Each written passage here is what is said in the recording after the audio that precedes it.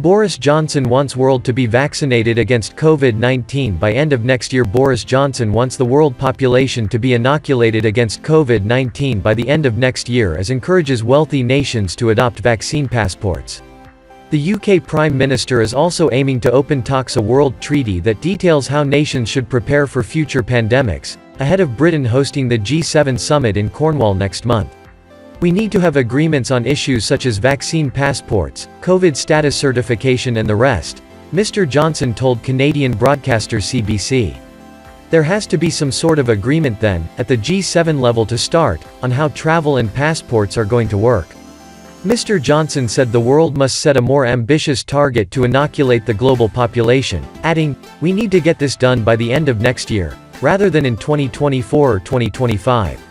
He suggested a new treaty on pandemic preparedness could help prevent what he said was the balkanization of global cooperation. During the COVID-19 pandemic, many nations were slow to share stocks of protective equipment, medicines and vaccines. We've got to do better than this. Vaccination has got to be a global enterprise," Mr. Johnson said. The Prime Minister's comments come as scientists say a third wave of infection may have already started in the UK. On Friday, the UK recorded more than 4,000 daily COVID-19 cases for the first time since April 1, with the majority of new cases now the more infectious variant first identified in India. The R number, which measures how many people an infected person will go on to reinfect, is fully above 1 for the first time in months. Professor Ravi Gupta from the University of Cambridge, a government advisor, said the outlook was not good. "If things go as I think they are going to go, we will likely end up with a third wave. It will be a big wave of infections and there will be deaths and severe illness," he said.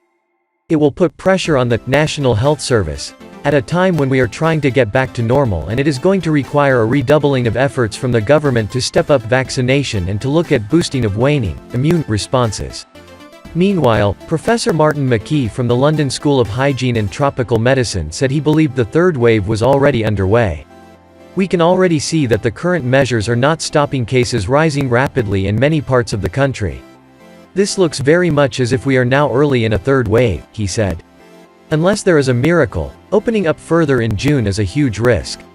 The rise in cases we are seeing now should cause a reassessment of the most recent relaxation." Both scientists suggested Mr. Johnson should delay the final stage of lockdown easing on June 21, when most social distancing restrictions are due to end. Environment Secretary George Eustice said Mr. Johnson would make a decision on the next step in the coming weeks.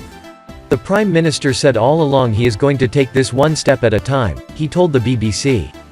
"The rates are going up again, slightly but from a low base, and that is probably to be expected given there is still a significant number of younger people who are out and mixing that haven't had the vaccine.